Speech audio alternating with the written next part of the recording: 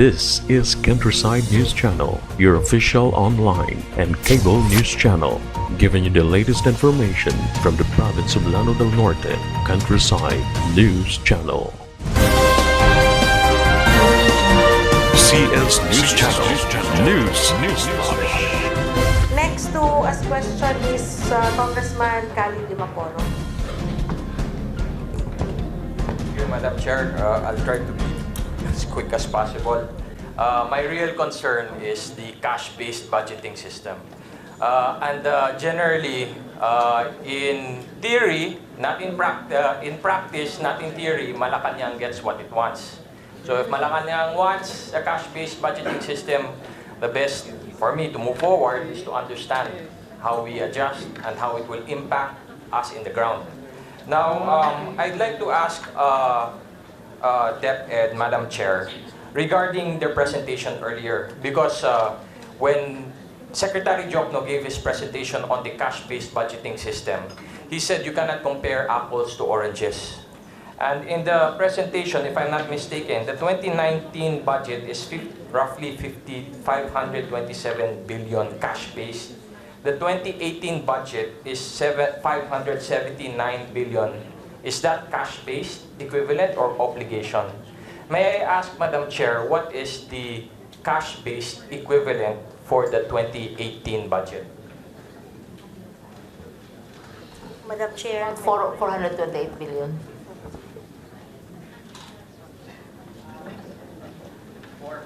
Yusek Ann, can you explain? The 597 billion is an obligation-based 2018 budget. If we will get the equivalent of these to the cash, yung pong kailangan namin bayaran within the year is 428 billion. You can actually argue that if you're comparing apples to apples, there is an increase in the cash-based budget for Deped from 428 billion in 2018 to 527 billion cash-based in 2019. That's about 12% increase, Your Honor. Thank you, thank you. At least this is some good news that I can hopefully bring and sell to my constituents in the 1st District of Lanao del Norte. Secondly, Madam Chair, I'd like to also understand the cycle of Deped, and I'd like to acknowledge our good Secretary for explaining the difference of the fiscal year of Deped versus the academic fiscal year versus our fiscal year. So my layman's understanding of this is in terms of classrooms. No? In terms of classrooms. Let's say for the year 2016 to 2017, we didn't show so much in terms of classrooms. For the year 2017 to 2018, our principals, our students, our mayors are all very happy with all of the classrooms you brought to my district. But for 2018 to 2019, we still have a lot of classrooms that are still being completed and will be completed around the first quarter of 2019, but this is from the 2017 and 2018 budgets. You know, I'm not talking budget, I'm talking about what we show to the people. Na sana lang, every year, they see something. Ang problema ko, Madam Chair, is when I saw the love letter of Yusek Alain Pasco, na I may be getting only a minimum allocation of classrooms for 2019. But on the upside of it, I didn't catch it because it was said so quickly na there's 80,000 classrooms that we can tap, something like that. Kasi ang concern ko is, we showed so many classrooms at the beginning of this year. Next year, we can show our constituents again na so many classrooms. In 2019, sana lang we'll not only show them minimum classrooms. So what can we expect, which is my question, Madam Chair? For example, a small district like Lanao del Norte, what can we deliver to the people, my constituents, our principals, our schools there on 2019? Looking at, if you can explain further what you meant about 80,000 classrooms. We can start. Before Yusek Alain answers your question, because he's more competent to answer than I could as an engineer and as the one in charge of buildings. I have visited your province. I visited your province at the height of the floods in Tubod. I went to the classrooms. I saw a classroom right beside the river. We waded deep in knee-deep mud And it's not only the buildings which have been compromised, but also the school books and the materials, teaching tools in the various classrooms. Because I entered, there you have schools there which look like rice fields, knee-deep, at that time, knee-deep in mud, with the teachers, digging through the mud, picking out dry books and so on. And you have to wear knee-deep boots. So I have seen what it's like. And Yusik Alain was with me. So he knows the extent of the work that has to be done. It's not in the presentation. I was wondering why it is not in the presentation since we visited. So that's the background that I'm giving you to assure you that there is an awareness of your need is more than classrooms. Your need also is what goes in the classroom, the seats, the laboratory, and the teachers. There is also a need to enhance the curriculum. And between you and me, we understand why we have to have an improved curriculum. Also, teachers who are able to speak in Arabic and who can give a balanced picture of the history of our country. So it's more than classroom. So now I turn over the responsibility to Alain because he was with me. He went around measuring, and so on and so forth, looking at the extent of the damage. Madam Chair. Yusek Pascua. Madam Chair, Your Honor, we are expecting that by the end of December of 2019, that's next year, Your Honor, about 80,000 classrooms more will be turned over. We have or will be completed.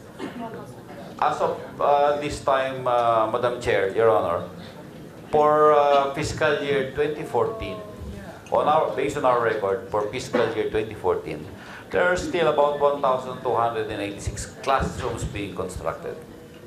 For 2015, that's about 2,911 classrooms being constructed at different stages of completion. For 2016, this is from the 2016 fund, there are still about 22,985 classrooms being constructed. And for 2017, that was last year, about 35,793 are still ongoing construction. For 2018, for this year, Your Honor, Madam Chair, about 5,000 classrooms are being constructed, but there will still be about 23,000 to be procured beginning next month. So when we combine all these classrooms that are now being constructed and about to be procured, they will total about 80,000, more than 80,000 classrooms, Your Honor, Madam Chair. So if we would be looking at visuals in terms of performance and achievement, we will still see from next month up to the last month of December 2019, classrooms being built in the field. Madam Chair, may I ask, does the Deped have a forecast of what the different districts can expect, for example, for the year 2019, for the year 2020? Because from my understanding is, one of the ways we can cope with the slashing of the budget because of the cash-based budgeting system is to push for a supplemental budget. That was discussed before. But from how I'm understanding Yusek Alain Pascua, perhaps that's not needed at least for the year 2019 and 2020. Please, may I have Deped correct me if I am wrong, Madam Chair? Who will answer to that question? Yusek Pascua, your Yes, Madam Chair. We can provide the list of the district allocation of classrooms being undergoing construction and then also with pending procurement. We can provide a list of districts with this kind of projections on how many will be completed, what month will be completed, and until such time that all of the 80,000 plus classrooms will be completed. We could provide that, Your Honor, Madam Chair. Yusek Pasqua, if I also may interject, can you please include in that report the status, who caused the delay of that implementation? Because I understand we have Deped, we have DPWH to somehow blame on the failure to implement. So can we get the whole picture? Because you see, in this hearing, we always say it's Deped who has the low absorptive capacity. But I think we also need to see where is the problem lies. Madam Chair, just to give an observation on why the constructions have piled up since 2014 up to 2018. The first observation here, Madam Chair, is that construction of school building is not so attractive when it comes to contractors. That's the first assumption there, Madam Chair. We are not necessarily the most attractive option. Second, Madam Chair, it might show to all of us that for every year since 2014, 2015, 2016, up to 2018, we have obligated all our programs, classroom programs. But in one way or another, some of these programs have been suspended. So when it comes to the counting of construction days before a contractor can be slapped with what they call liquidated damages, they would tend usually to apply for suspension of work. So you could see that even if we have projects since 2014, the contractors might not have been slapped with liquidated damages because their work have been suspended for one reason or another.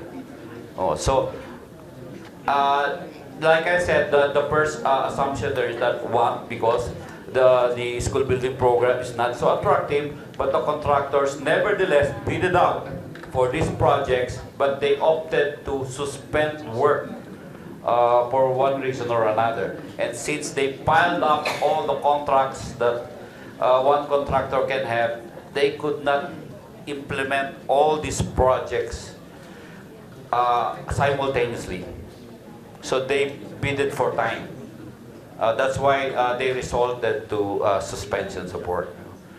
But that's only an observation coming from the Deped, Madam Secretary. We have here Sec Mulan who can explain the DPWH side on how such piling of projects have occurred for the years that have accumulated since 2014. Madam Chair. Yes, ASEC, you're recognized. Good evening, Madam Chair. Good evening, Honorable Congressman. Sa DPWH po kasi, yung sa timing ng construction din, if merong allotted na contract duration for each type of project category. So, may allocated na time din for rainy days for each month, for each location. So, on the average, about 5 days per month. Pag inabot na ng rainy days, i-suspend na muna nila yan. I-suspend because they cannot do anything. Lalo na if there are works needed for the foundation works, or kailangan na ito mayroong mga dapat na deliveries, lalo na kung sa mountainous. So, mag-o-op yung mga contractors to suspend. Actually, ini-entice namin yung mga contractors na because in some areas nagpi-failure sir ng bidding because they do not want to participate dun sa bidding ng school buildings dahil unang-una maliit daw ang tubo tapos mabigat pa yung dun sa trabaho. So sabi namin, we will not allow them to participate in roads or in flood control kung hindi sila magpa-participate din sa school building. Para hindi mag-fail kasi in some other districts sir, puro failure na bidding sa walang mga gustong sumali. So yun ang pang-entice namin sa kanila. Yes, may nagpa-pile up yung mga nasususpend na projects such that yung ibang mga contractors, yung mga madadali ang inuuna nila habang hindi pa nila magawa yung kanilang mga ibang projects. Pero actually nagkukulang na rin sir kami ng mga contractors. Nagkukulang na rin kami ng mga Asset, yung 2014 na hindi pa natapos hanggang 2018, anong status nun? Ibig sabihin, hindi nakahanap hanggang ngayon ng timing yung contractor kung kailan niya Ma'am, implement? yung mga previous years na hindi natapos, some of them needs additional funds for foundation kasi due to limited spaces in some school ground, nag-iintay pa rin sila ma'am ng additional funds para dun sa micropiling or additional foundation funds para dun sa kanilang mga school buildings. They cannot continue yung ibang mga because they are requesting additional funds. Yung iba na yung iba na ipabid na anticipating na there will be additional funds para dun sa for foundation works. Kaya yung iba naka-suspend, Madam Chair, if I may. Madam Chair, our observation here is from 2014 to 2016. This is where the one-size-fits-all framework kick in. And this is what we have rectified in 2017 and 2018. In 2017 and 2018, we have included the computation of hauling and soil analysis and appropriate foundation that is being required by the soil test result. That's why by 2017 to 2018, medyo mabilis yung implementation natin dito kasi malakas po, medyo okay na sa mga contractors yung costing natin. But in 2014 and 2016, the consideration of hauling and soil test analysis or soil test has been subject for buffer funds or additional funds. So, dyan ho tayo nahirapan nung pumasok itong 2014 to 2016 because we have to allocate some portions of our funds to cover the completion of all these pending projects. Kasi nung ginawa po ito, one size fits all eh. Kung ilang classroom yan, whether nasa tuktok yan ng bundok o nasa syudad, pareho yung presyo. So ngayon, inayos na natin to sir. So magkaiba na ngayon yung 2017 to 2018, tsaka yung 2014 to 2016. We're still rectifying that, Madam Chair, Your Honor.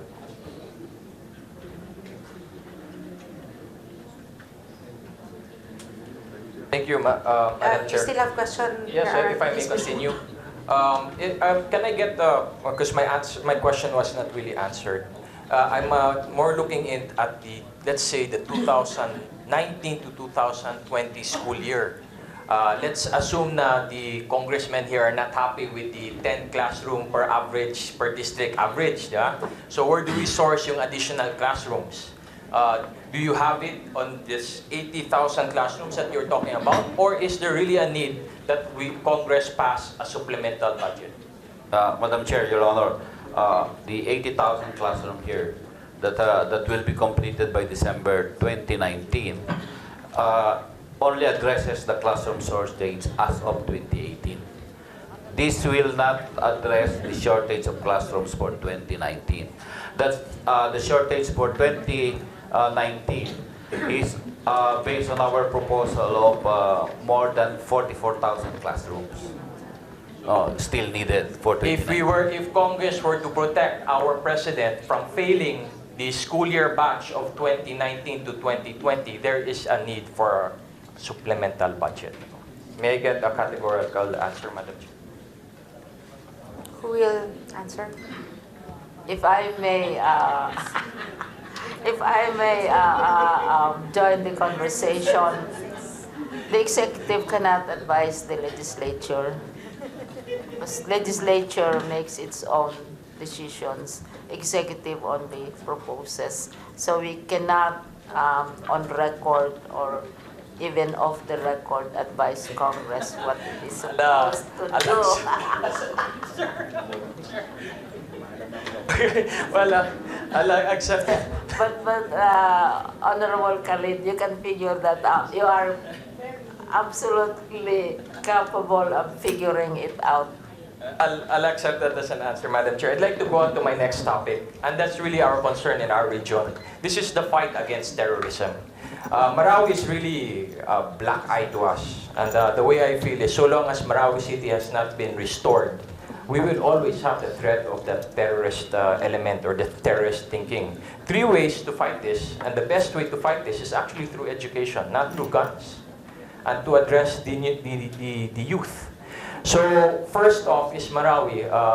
Is Deped in tune or being well coordinated by Task Force Bangon Marawi as far as the damaged classrooms are concerned and the needs are concerned of Marawi City to restore it to its former condition before the war? We are coordinating very, very closely with the Task Force Bangon Marawi. But on our own, I have visited Ground Zero. I haven't collected 2 small plastic bags of bullets in one of the classrooms, one of the school buildings in Marawi. I have seen it myself. And also the housing projects where the evacuees are located. So we have a fair idea of what is to be done. We do things as Deped, although we inform the task force Bangon Marawi. And if we need more resources than we have available, then we go to them. Madam Chair, I'd just like to manifest that in the Committee on Muslim Affairs, we called Task Force Bangon Marawi. And when we asked them for a comprehensive development plan, they had no comprehensive development plan to submit to the Committee on Muslim Affairs. So maybe there's a better plan that is sitting, or better needs analysis that is sitting with the Department of Education. I'd like to request, Madam Chair, for the Deped to submit to this committee the needs analysis of, especially in Ground Zero in Marawi City, so we can, with the objective that we restore Marawi City to what it was before the war. Your Honor, when I went to Marawi, our department already had very detailed plans on how the schools are going, which ones are going to be rehabilitated, which ones are going to be rebuilt, etc., etc. And Yusek Alain can give. We have our own plans, pero ang drawback lang is it's education. Madam Chair, there are 2 other facets of fighting terrorism that I'd like to address. The second is the madrasa system. Now, the madrasa system in Deped is actually the Alive program that I don't know if that's what's still being used, Arabic Learning Islamic Values. But mostly it's been focused inside the ARMM. It's being implemented also in the periphery of the ARMM where there's a majority Muslim community. But I'd like to throw it to Deped that our problem is not only what we call the formal schools. Our real problem are the traditional schools. Is Deped monitoring the students? This is a fight over the children. Where do the children go to learn Arabic? Do they go to the formal schools, which is Deped sanctioned, or they go to the traditional schools, which just teaches anti-Christianity and Arabic? Actually, Your Honor, we had a meeting with leaders in Muslim education in Malacanang with the President. And the President declared that all madrasa schools, madaris, have to be under the regulation of the Department of Education for purposes of the curriculum. And recently also, you have a newly appointed chair of the Commission on Muslim Affairs also called on us, and we were also together in Malacanang, and we agreed that we will have to be working very closely with each other on the matter particularly of the madrasas and the madaris, because you are in the best position to take a look at the curriculum. And we even suggested that the local governments also be involved because they're at the ground level. They know where the schools are, who the teachers are, etc., what is being taught, and so on. Madam Chair, I'd just like to bring to the attention of our Secretary that when we brought this up to the Regional Governor, Mujib Hatamang, he more or less he washed his hands in regards to the traditional madaris by calling separation of church and state. That he cannot influence the traditional madaris system. So I hope this will be discussed and hopefully a concrete solution will be formulated so that we can actually impact our children on the ground. Your Honor, the President already made a policy decision on that. We have to be working together. Yun. And your Secretary of Education for ARMM is very active. I am sure even the Assistant Secretaries are here. They regularly attend our meetings, so they know what the developments in education are.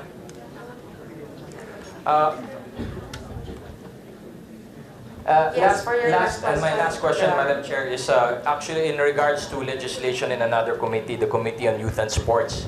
It came to my attention that we passed a lot of bills regarding sports academies. And some local government units are actually being creative, working with Deped, working with PSC, and working with their own budget. But from what I generally understand, when I look at the different functional sports academies, for example, Deped is in charge of the academic curriculum and in charge of deploying teachers to the sports academy. PSC provides the coaches and the sports curriculum, the training.